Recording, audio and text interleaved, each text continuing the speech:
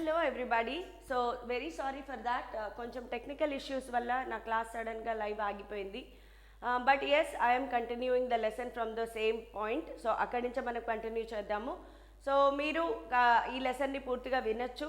రెండింటిని జాయిన్ చేయడానికి కూడా రెండు పార్ట్స్ని జాయిన్ చేస్తాము. సో కంటిన్యూస్ లెసన్ మీకు ఉంటుంది. సో మనం ఎక్కడ స్టాప్ చేసాము అంటే కనుక we're discussing about the Hooke's law. So let me start with Hooke's law again. So Hooke's law ఏం చెప్తుంది మనకి? హుక్స్ లా ఏం చెప్తుంది అంటే stress is always directly proportional to strain. Stress is always directly proportional to strain within the elastic limits. Within elastic limits stress అనేది ఎప్పుడు కూడా స్ట్రెయిన్కి directly proportional. So దీనిని మనం ఇలా కూడా రాయొచ్చా? Yes, stress by strain is always equal to constant. ఇలా కూడా రాయొచ్చు. Yes, stress by strain is always equal to constant. ఇది మంచి conceptual bit. The ratio of stress and strain is always constant. The ratio of stress by strain is always constant. అయితే ఈ కాన్స్టెంట్కే ఒక పేరు ఉంది. దానినే మాడ్యులస్ ఆఫ్ ఎలాస్టిసిటీ అంటారు. మాడ్యులస్ ఆఫ్ ఎలాస్టిసిటీ అంటారు. దీనినే మాడ్యులస్ ఆఫ్ ఎలాస్టిసిటీ అని కూడా అంటారమ్మా. సో స్ట్రెస్ బై స్ట్రెయిన్ నే మాడ్యులస్ ఆఫ్ ఎలాస్టిసిటీ అంటారు. ఇన్ జనరల్ దీనిని క్యాపిటల్ లెటర్ ఈతో సింబలైజ్ చేస్తారు. ఇప్పుడు మనకి 3 రకాల స్ట్రెస్లు, 3 రకాల స్ట్రెయిన్లు ఉన్నాయి కాబట్టి 3 రకాల మాడ్యులస్ ఆఫ్ ఎలాస్టిసిటీ కూడా వస్తాయి. అయితే ఇక్కడికి ముందుకు వెళ్లే ముందు ఒక చిన్న ఇంపార్టెంట్ పాయింట్ చెప్తాను. Modulus of elasticity of solids, అలాగే modulus of elasticity of liquids and modulus of elasticity of gases, వీటిని కంపేర్ చేయాలి. దేనికి ఎక్కువ ఉంటుంది, దేనికి తక్కువ ఉంటుంది అంటే సాలిడ్స్కి మాడ్యులస్ ఆఫ్ ఎలాస్టిసిటీ చాలా ఎక్కువ ఉంటుంది. ఆ తర్వాత లిక్విడ్స్, తర్వాత గ్యాసెస్. అంటే లీస్ట్ మాడ్యులస్ ఆఫ్ ఎలాస్టిసిటీ ఎవరికి ఉంటుందమ్మా? గ్యాసెస్కి ఉంటుంది. ఓకే, ఇది ఒక మంచి పాయింట్, థియరీ బిట్గా గుర్తుపెట్టుకోవచ్చు. సో 3 రకాల స్ట్రెస్లు, స్ట్రెయిన్లు ఉన్నాయి కాబట్టి 3 రకాల మాడ్యులస్ ఆఫ్ ఎలాస్టిసిటీ కూడా ఉంటాయి. So let us start with Young's modulus. So Young's modulus అనేది Young's modulus of elasticity. Young's modulus of ఎలాస్టిసిటీని క్యాపిటల్ లెటర్ వైతో సింబలైజ్ చేస్తారు. ఇది దేనికి సంబంధించింది అంటే లెంత్ వైజ్కి సంబంధించింది.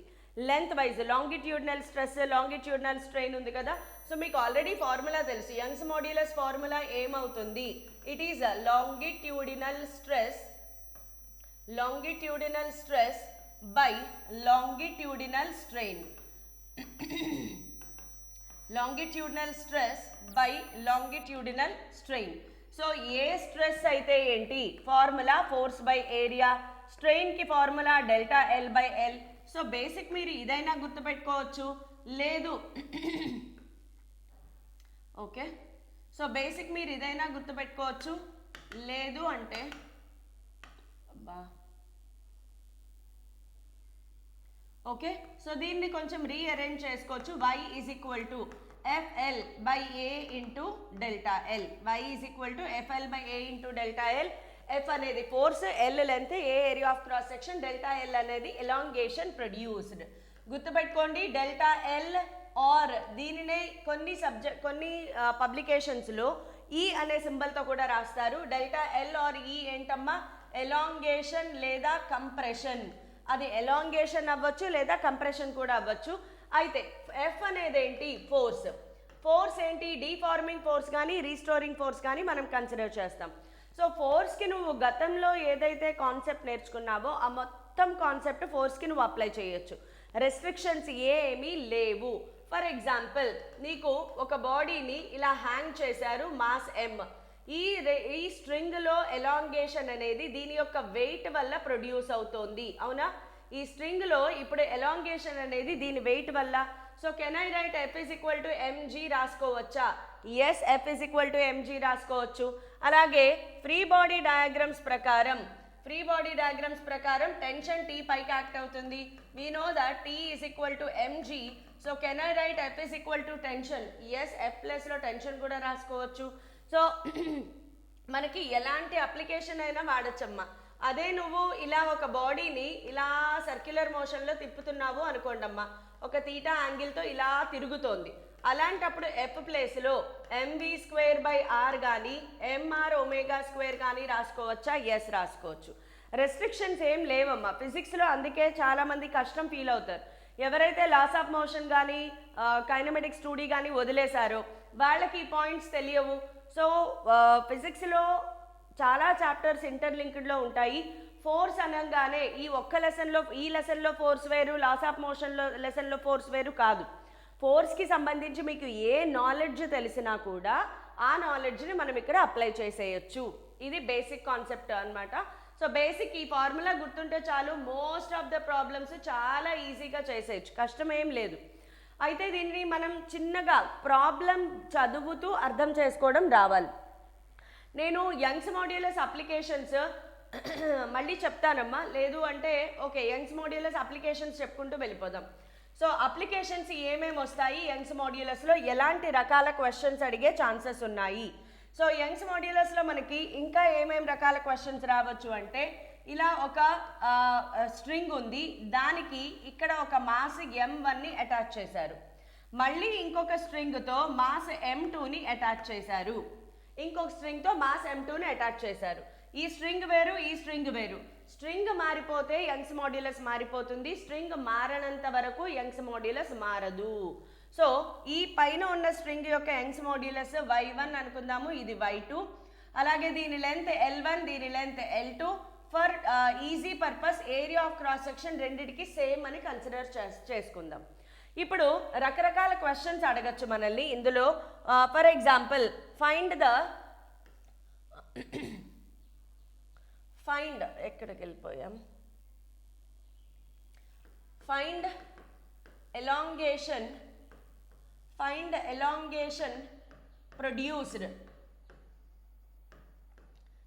elongation produced in upper wire అలాగే in lower wire. ఎలా అయినా క్వశ్చన్ అడగచ్చు. అప్పర్ వైర్లో ఎలాంగేషన్ ఎంత ప్రొడ్యూస్ అయింది, లోవర్ వైర్లో ఎలాంగేషన్ ఎంత ప్రొడ్యూస్ అయ్యింది, ఇలా క్వశ్చన్స్ అడగచ్చు మనని. So first of all lower వైర్తో స్టార్ట్ చేద్దాం. ఎలాంగేషన్ ప్రొడ్యూస్డ్ ఫార్ములా ఏమొస్తుంది, ఎలాంగేషన్ ప్రొడ్యూస్డ్కి ఫార్ములా ఏమొస్తుందమ్మా, ఇక్కడ నుంచి చూడండి, delta L is equal to FL by AY. ఇది ఎలాంగేషన్ ప్రొడ్యూస్డ్కి formula. FL by AY. So delta L in second, lower wire కాబట్టి సెకండ్ వైర్ అనుకుందాం.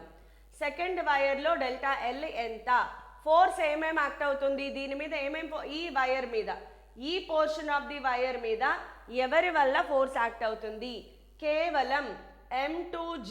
దీని యొక్క వెయిట్ వల్ల మాత్రమే కదా దీనిలో టెన్షన్ అనేది డెవలప్ అవుతుంది. సో ఇప్పుడు ఫోర్స్ ప్లేస్లో నేను ఏం రాయాలి, M2G ఇంటూ దీని లెంత్ ఎంత L2 by A into Y2. ఇలా రాయడం వస్తే ప్రాబ్లమ్స్ ఈజీగా చేసేయచ్చు. అప్పర్ వైర్లో డెల్టా ఎల్ ఎంత అని అడిగారు. సో ఇక్కడ ఫోర్స్ ఎవరెవరి వల్ల యాక్ట్ అవుతుంది, ఈ పోర్షన్ ఆఫ్ దిస్ వైర్ మీద ఎవరెవరి వల్ల బరువు ఉంది, M1 వల్ల బరువు ఉంది, M2 వల్ల కూడా వెయిట్ యాక్ట్ అవుతుంది. సో టోటల్ వెయిట్ ఎవరి వల్ల, M1 plus M2 into G.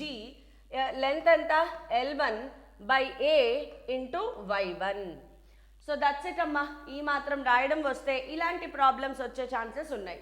ఇది కాకుండా మనకి wires in series, wires in parallel కూడా చూసుకోవాలి. వైర్స్ ఇన్ సిరీస్ కాంబినేషన్లో ఉన్నప్పుడు ఎలాంగేషన్స్ ఎలా ఉంటాయి, అలాగే వైర్స్ ఇన్ ప్యారలల్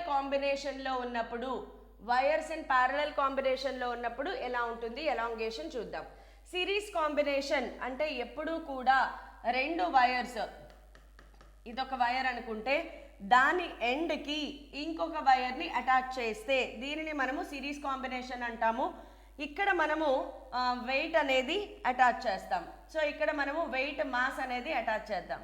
నేనేం చెప్పాను, వైర్ మారిపోతే యంగ్స్ మాడ్యులస్ మారిపోతుంది. దీని యంగ్స్ మాడ్యులస్ Y1, దీని యంగ్స్ మాడ్యులస్ Y2, దీని లెంత్ L1, దీని length L2. For time being area of cross section రెండింటికి సేమ్ అనుకుందాం. ఎప్పుడైతే రెండు వైర్స్ సిరీస్ కాంబినేషన్లో ఉంటాయో అప్పుడు మనం అర్థం చేసుకోవాల్సిన వెరీ ఇంపార్టెంట్ పాయింట్ ఏంటంటేనమ్మా, ఈ రెండిట్లో రీస్టోరింగ్ ఫోర్సెస్ అనేవి సేమ్గా ఉంటాయి. సిరీస్ కాంబినేషన్లో ఎప్పుడూ కూడా రీస్టోరింగ్ ఫోర్సెస్ ఆర్ సేమ్. మరి ఏమి డిఫరెంట్గా ఉంటాయి అంటే ఈ రెండిట్లో ప్రొడ్యూస్ అయిన ఎలాంగేషన్స్ వేరువేరుగా ఉంటాయి. So total elongation is always equal to elongation produced in wire 1 plus elongation produced in wire 2. So elongation formula కనుక మీరు సబ్స్టిట్యూట్ చేస్తే ఇక్కడ మనకి కే ఎఫెక్టివ్కి ఒక అద్భుతమైన మంచి ఫార్ములా వస్తుంది. సో కే ఎఫెక్టివ్ ఫార్ములా ఏంటంటే K effective is equal to 2k1 k2 by k1 plus k2. 2k1 k2 by k1 plus k2 అనేది చాలా ఇంపార్టెంట్ కంక్లూజన్. ఓకే, సో ఇది సిరీస్ కాంబినేషన్. మరి ప్యారలల్ కాంబినేషన్లో వైర్ని ఎలా కనెక్ట్ చేస్తారు అంటే ఒకదాని పక్కన ఇంకొకటి.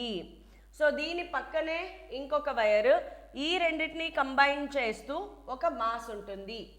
సో ఇక్కడ దీనికి y1, దీనికి y2, దీని లెంత్ L1, దీని లెంత్ L2, రెండింటికి area of cross section A, mass M.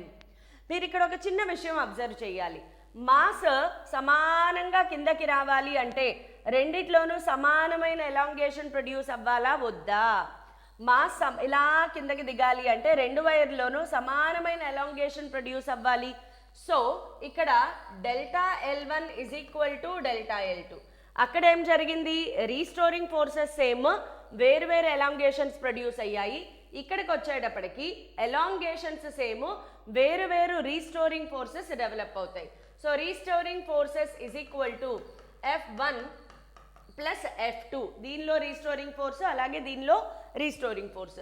మళ్ళీ ఫార్ములా సబ్స్టిట్యూట్ చేస్తే కే ఎఫెక్టివ్కి ఫార్ములా ఏమొస్తుంది? ఇక్కడ మనకి కే ఎఫెక్టివ్ ఫార్ములా ఏమొస్తుందంటే సింపుల్గా k1 ప్లస్ k2 బై 2. ఈ ఫార్ములా నేర్చుకుంటే సరిపోతుంది. యంగ్స్ మాడ్యులస్లో ఇంకా మీరు ప్రాబ్లమ్స్ చేసేటప్పుడు డెఫినెట్గా గుర్తుపెట్టుకోవాల్సిన ఏకైక విషయం ఏంటంటే మెటీరియల్ మారనంత వరకు యంగ్స్ మాడ్యులస్ మారదు. నువ్వు కాపర్ వైర్ 5 మీటర్స్ తీసుకున్నా, కాపర్ వైర్ 5 సెంటీమీటర్స్ తీసుకున్నా, మెటీరియల్ మారనంత వరకు యంగ్స్ మాడ్యులస్ మారదు. మెటీరియల్ మారనంత వరకు యంగ్స్ మాడ్యులస్ అనేది మారదు. ఈ ఒక్క విషయం గుర్తుపెట్టుకుంటేనమ్మా ప్రాబ్లమ్స్ చాలా ఈజీగా అయిపోతాయి. And area of cross section ప్లేస్లో పై ఆర్ స్క్వేర్ రాసుకోవచ్చా? ఎస్ రాసుకోవచ్చు. పై డి స్క్వేర్ బై 4 రాసుకోవచ్చా? ఎస్ రాసుకోవచ్చు. ఆర్ అంటే రేడియస్, డి అంటే డయామీటర్. సో ఈ మాత్రం బేసిక్ కాన్సెప్ట్స్ ఉంటే మనము చాలా ఈజీగా యంగ్స్ మాడ్యులస్ చేసేయచ్చు. యంగ్స్ మాడ్యులస్లో అయిపోయిన తర్వాత next we'll move on to shearing modulus. Shearing modulus of elasticity. So shearing modulus of ఎలాస్టిసిటీని eta or capital letter G దేంతో అయినా సింబలైజ్ చేస్తారు. So shearing modulus eta is equal to ఆబ్వియస్గా షియరింగ్ స్ట్రెస్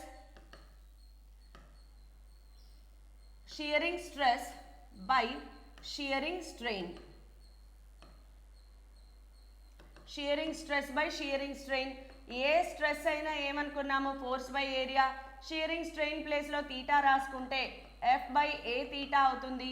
లేదు నేను తీటా ప్లేస్లో x by L రాసుకుంటాను, already మనం డిరైవ్ చేసాం కదా, సో అది కూడా రాయొచ్చు. Eta is equal to F by A by x by L. మీరు ఎలా అయినా రాసుకోండి, గివెన్ ఇన్ఫర్మేషన్ని బట్టి మనము ఫార్ములా అనేది సెలెక్ట్ చేసుకుంటాం, అది మనకు ఆల్రెడీ తెలుసు. సో షియరింగ్ స్ట్రెస్ మాడ్యులస్ గురించి ఇంతకంటే ఎక్కువ డిస్కషన్ అక్కర్లేదు. మోస్ట్ ఆఫ్ ద క్వశ్చన్స్ మనకి యంగ్స్ మాడ్యులస్ లేదా బల్క్ మాడ్యులస్ నుంచి మాత్రమే క్వశ్చన్స్ వస్తాయి. So now moving on to bulk modulus of elasticity. Bulk modulus of ఎలాస్టిసిటీని క్యాపిటల్ లెటర్ B లేదా ఒక్కొక్కసారి క్యాపిటల్ లెటర్ Kతో కూడా సింబలైజ్ చేస్తారు. Depends on the book or print, దాని ఒక్కొక్క పబ్లికేషన్స్ ఒక్కొక్కలా వాడతాయి. సో బల్క్ మాడ్యులస్కి ఫార్ములా ఏమవుతుంది? ఆబ్వియస్గా బల్క్ స్ట్రెస్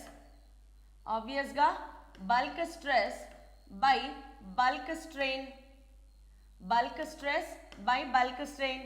స్ట్రెస్ ఏదైనా ఏమనుకున్నాము? Force by area. Bulk strain delta V by V. So దీన్ని కొంచెం రీఅరేంజ్ చేస్తే కనుక మనము F into V by A into delta V ఇంతవరకు రాసుకోవచ్చు. అయితే బల్క్ స్ట్రెస్ విషయంలో నేను మీకు ఒక ఇంపార్టెంట్ విషయం చెప్పాను. In this case F by ఏని ఎలా రాసుకోవచ్చు? ప్రెషర్గా రాసుకోవచ్చు అని చెప్పాను కదా. సో అక్కడ ఫార్ములాని సబ్స్టిట్యూట్ చేస్తే మనం ఇక్కడ F/A ప్లేస్లో ప్రెషర్ రాస్తే P/ΔV/V, అయితే ఇక్కడ ఒక మైనస్ సింబల్ వస్తుంది. ఎందుకంటే మనకి తెలుసు pressure and volume are inversely proportional. Pressure పెరిగితే వాల్యూమ్ తగ్గుతుంది, వాల్యూమ్ తగ్గితే ప్రెషర్ పెరుగుతుంది. ఈ రెండు ఇన్వర్స్లీ ప్రపోర్షనల్ కాబట్టి ఖచ్చితంగా మనం మైనస్ సింబల్ అనేది పెడతాం. సో B = -PV/ΔV ఇలాంటివి నేర్చుకుంటే సరిపోతుంది. మైనస్ సింబల్ గురించి పెద్దగా వర్రీ అయిపోవద్దు, అది కేవలం ఒకటి ఇంక్రీజ్ అయితే రెండోది డిక్రీజ్ అవుతుంది అని చెప్పడానికి కోసం మాత్రమే. అయితే ప్రాబ్లమ్ సాల్వింగ్ టెక్నిక్స్ కొన్ని చెప్తానమ్మా, బికాజ్ బైపీసీ వాళ్ళకి పర్సంటేజ్ రిలేటెడ్ ప్రాబ్లమ్స్ చూసినప్పుడు కొంచెం భయం వేస్తుంది. అమ్మో పర్సంటేజ్ రిలేటెడ్ ప్రాబ్లమ్స్ ఎలా చేయాలి అనే ఒక ఆలోచన వస్తుంది కదా. సో ఫర్ ఎగ్జాంపుల్ క్వశ్చన్లో నీకు ఇలా కనిపించింది అనుకోండి, లెంత్ ఈజ్ ఇంక్రీజ్డ్ బై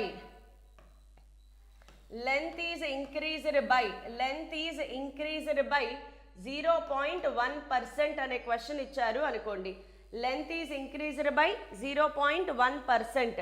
ఒకవేళ క్వశ్చన్ ఇలా ఇస్తే కనుక లెంత్ ఈజ్ ఇంక్రీజ్డ్ బై 0.1% అంటే నువ్వు ఎలా అర్థం చేసుకోవాలి? ΔL/L 0.1% ఇచ్చారు, దీనినే 0.1/100గా కూడా రాసుకోవచ్చు. ఇదే సేమ్ వాల్యూమ్లో కూడా ఇస్తారు. ఫర్ ఎగ్జాంపుల్ వాల్యూమ్ ఇంక్రీజ్ అవ్వనండి డిక్రీజ్ అవ్వనండి, ఏ పదం వాడినా మ్యాథమెటిక్స్ ఒకటే.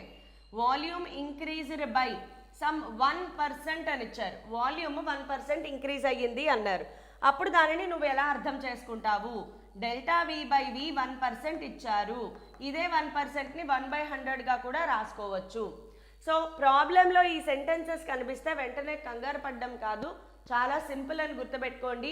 ఇది ఈ లెసన్లోనే కాదు ఎక్కడ వచ్చినా ఇది మనం అప్లై చేయొచ్చు. దిస్ ఇస్ ప్యూర్ మ్యాథమెటిక్స్ అంతే. ఓకే, సో ఈ మాత్రం చాలమ్మా మనకి. నెక్స్ట్ ఇంకా చిన్న చిన్న కాన్సెప్ట్స్ ఉన్నాయి. ఒకటి థర్మల్ స్ట్రెస్ అనే పదం ఒకటి వస్తుంది ఇందులో మనకి. థర్మల్ స్ట్రెస్ ఆ పదం చూడండి. థర్మల్ అంటే హీట్ వల్ల మనకి స్ట్రెస్. ఇందులో ఏం జరుగుతుందంటే ఇలా ఒక రెండు వాల్స్ మధ్యలో ఒక రాడ్ని ఫిక్స్ చేశారు అనుకోండి. రెండు వాల్స్ మధ్యలో ఒక రాడ్ని ఫిక్స్ చేశారు. హీటింగ్ అప్ వల్ల డ్యూరింగ్ సమ్మర్ బాగా వేడెక్కినప్పుడు ఈ రాడ్ ఎక్స్పాండ్ అవుతుంది, కానీ ఇటు ఎక్స్పాండ్ అవ్వడానికి దారి లేదు. సో దారి లేకపోవడం వల్ల ఇది ఇలా ఎక్స్పాండ్ అవుతుంది, ఇలా కిందకి సాగిపోతుంది, కిందకి జారుతుంది కదా. సో ఆ థర్మల్ స్ట్రెస్కి ఫార్ములా ఏంటంటే F/A = థర్మల్ స్ట్రెస్కి ఫార్ములా Y∝Δθ. ఆల్ఫా ఏంటి? Coefficient of linear expansion. So F =YA∝Δθ అని కూడా రాయొచ్చు. యంగ్స్ మాడ్యులస్ని కోఎఫిషియంట్ ఆఫ్ లీనియర్ ఎక్స్పాన్షన్ని కలిపే ఏకైక ఫార్ములా. యంగ్స్ మాడ్యులస్ని కోఎఫిషియంట్ ఆఫ్ లీనియర్ ఎక్స్పాన్షన్ని కలిపే ఏకైక ఫార్ములా. మీరు అన్ని ప్రాబ్లమ్స్ మధ్యలో, నీట్ అంటే మొత్తం అన్ని చాప్టర్స్ కలిపేసి ప్రాబ్లమ్స్ కనిపిస్తూ ఉంటాయి, వాటి మధ్యలో ఈ ఫార్ములా వాడాలి అని నాకు ఎలా గుర్తొస్తుంది? ఫస్ట్ ఆఫ్ ఆల్ ఫార్ములా మీ మైండ్లో కనుక ఉంటే ప్రాబ్లంలో యంగ్స్ మాడ్యులస్ కనిపిస్తోంది, ఆల్ఫా కనిపిస్తోంది. ఏకైక ఫార్ములా అమ్మ ఫిజిక్స్ మొత్తంలో యంగ్స్ మాడ్యులస్ని ఆల్ఫాని కలిపే ఏకైక ఫార్ములా ఇది ఒక్కటి మాత్రమే. కాబట్టి కొంచెం ఫార్ములాని మీరు మెమరైజ్ చేసుకుని వెళ్తే మీ ప్రాబ్లమ్స్ చాలా ఈజీగా టాకిల్ చేయగలుగుతారు. ఇది ఒక application. Next elongation due to its own weight. ఒక బాడీ దాని ఓన్ వెయిట్ వల్ల ఎలాంగేట్ అవ్వడము. ఎస్, ఇలా కూడా జరగచ్చు కదా. ఇలా ఒక రాడ్ ఉంది, ఈ రాడ్ని ఇలా హారిజాంటల్గా పెట్టారు. కొన్ని నెలల తర్వాత ఏమవుతుంది? దాని ఓన్ వెయిట్ వల్ల అది కిందకి సాగిపోతుంది. ఇలా ఉండే రాడ్ ఇలా అయిపోతుంది. సో ఇలా ఉండే రాడ్ ఇలా బెండ్ అవుతుంది. సో ఎంత బెండ్ అయ్యింది? దాని ఓన్ వెయిట్ వల్ల దానిలో ఎంత డిఫార్మేషన్? ఇది డెల్టా కదా, ఈ డెల్టాని డిఫార్మేషన్ అంటారు. ఎంత కిందకి వంగిపోయింది డిఫార్మేషన్, దాని ఫార్ములా WL3/4BD3y. ఈ డెరివేషన్ మన సిలబస్లో లేదు, కేవలం ఫార్ములా మాత్రమే ఉంది కాబట్టి కొంచెం నేర్చుకుంటే సరిపోతుంది. And last but not least దీంట్లో పాయిజాన్స్ రేషియో అండ్ ఎనర్జీ ఒకటి నేర్చుకోవాలి. పాయిజాన్స్ రేషియో, పాయిజాన్స్ రేషియో ఏం చెప్తుంది, దీనిని సిగ్మాతో సింబలైజ్ చేస్తారు. Poisson's ratio is equal to minus delta D by D by delta L by L, minus delta D by D by delta L by L. ఇది మనకి Poisson's ratio. So ఇది ఇందులో D ఏంటి డయామీటర్, ఎల్ ఏంటి length. మరి minus symbol ఎందుకు ఉంది మనకి తెలుసు. ఏదైనా వైర్ని సాగదీసినప్పుడు లెంత్ పెరిగితే సన్నబడుతుంది. వైర్ని సాగదీస్తే సన్నగా అవుతుందా కాదా? సన్నగా అవ్వడం అంటే దాని డయామీటర్ తగ్గిపోతుంది. లెంత్ పెరిగితే డయామీటర్ తగ్గుతుంది. ఒకటి పెరిగితే ఇంకొకటి తగ్గుతుంది కాబట్టి మైనస్ సింబల్ అనేది పెడతారు. దట్స్ ఇట్ అమ్మా. Last but not least strain energy అని చదువుతారు మీరు. ఆల్రెడీ మీరు ఐపీఈలో 4 మార్క్ క్వశ్చన్స్లో ఈ స్ట్రెయిన్ ఎనర్జీని బాగా బట్టి కొట్టేసి కూడా ఉంటారు. సో స్ట్రెయిన్ ఎనర్జీని మనం 2 రకాలుగా అనాలిసిస్ చేయొచ్చు. ఎనర్జీ పర్ యూనిట్ వాల్యూమ్ అని క్వశ్చన్ అడిగారా, ఎనర్జీ పర్ యూనిట్ వాల్యూమ్ అని క్వశ్చన్ అడిగారా, లేదా కేవలం ఎనర్జీ మాత్రమే క్వశ్చన్ అడిగారా? Energy per unit volume question అడిగితే కనుక ఎనర్జీ పర్ యూనిట్ వాల్యూమ్ అని అడిగితే half into stress into strain మాత్రమే. బికాస్ ఇది ఎనర్జీ పర్ యూనిట్ వాల్యూమ్ అంటే ఎనర్జీ బై వాల్యూమ్ అనమాట. వాల్యూమ్ ఇక్కడ ఉంది కాబట్టి ఇక్కడ half into stress into strain మాత్రమే రాస్తారు. అదే ఓన్లీ ఎనర్జీ అడిగాడు అనుకోండి, వాల్యూమ్ ఇటు పక్కకు వచ్చేస్తుంది.